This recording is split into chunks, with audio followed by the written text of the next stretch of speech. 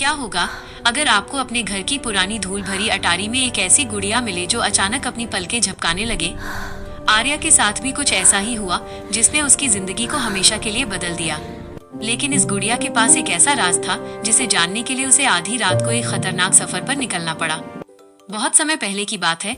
आर्या नाम की एक छोटी लड़की को अपने घर की पुरानी अटारी में एक लकड़ी का संदूक मिला। जब उसने धूल भरी ढक्कन को खोला तो उसे रेशमी कपड़ों में लिपटी एक पुरानी गुड़िया दिखाई दी। गुड़िया की आंखें बड़ी और चमकती हुई थीं।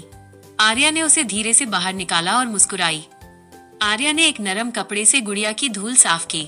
अचानक उसे अपनी उंगलियों के नीचे एक हलचल महसूस हुई। जैसे ही उसने गुड़िया के गालों को छुआ, गुड़िया ने अपनी पलकें झपकाईं।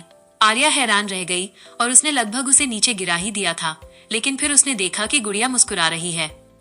नमस्ते आर्या, गुड़िया ने एक मधुर आवाज में कहा। आर्या की आंखें फटी की फटी रह गईं। मेरा नाम मन्नत है, गुड़िया ने आगे कहा।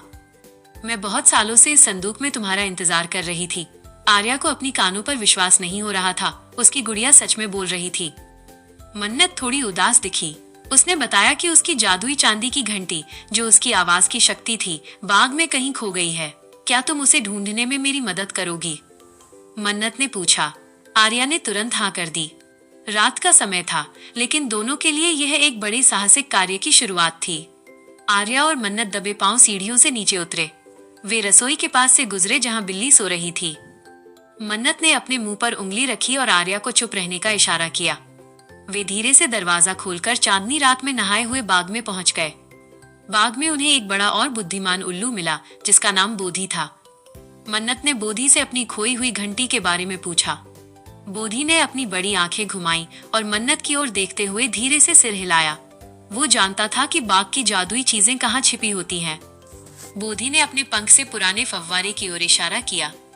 वहां देखो, जहां चांद की रोशनी पानी को छूती है, बोधी ने आर्या से कहा। आर्या ने बोधी को धन्यवाद दिया और मन्नत को लेकर फव्वारे की ओर दौड़ पड़ी। हवा में फूलों की भीनी भीनी खुशबू महक रही थी। फव्वारे के ठंडे पानी में आर्या ने अपना हाथ डाला। जैसे ही उसने एक पत्थर को हटाया, उसे कुछ चमकता हुआ दिखा। यह मन्नत की छोटी चांदी की घंटी थी। जैसे ही आर्या ने उसे पानी से बाहर निकाला, घंटी से एक सुंदर संगीत जैसी आवाज निकली। मन्नत ने अपनी घंटी वापस पाकर आर्या को गले लगा लिया। तुम मेरी सबसे अच्छी दोस्त हो आर्या, उसने धीरे से कहा। चांदी की घंटी की चमक से पूरा बाग जगमगा उठा। आर्या को महसूस हुआ कि सच्ची दोस्ती में सबसे बड़ा जादू होता है। सूरज निकलने से पहले दोनों वापस अपने कमरे में पहुंच गए। मन्नत फिर से एक साधारण गुड़िया की तरह शांत हो गई, लेकिन उसकी आंखों में अभी भी वही चमक थी। आर्या जानती थी कि ये उनका एक प्यारा रहस्य था। अब वो कभी अकेली नहीं थी, क्योंकि उसके पास एक बोलती हुई दोस्त थी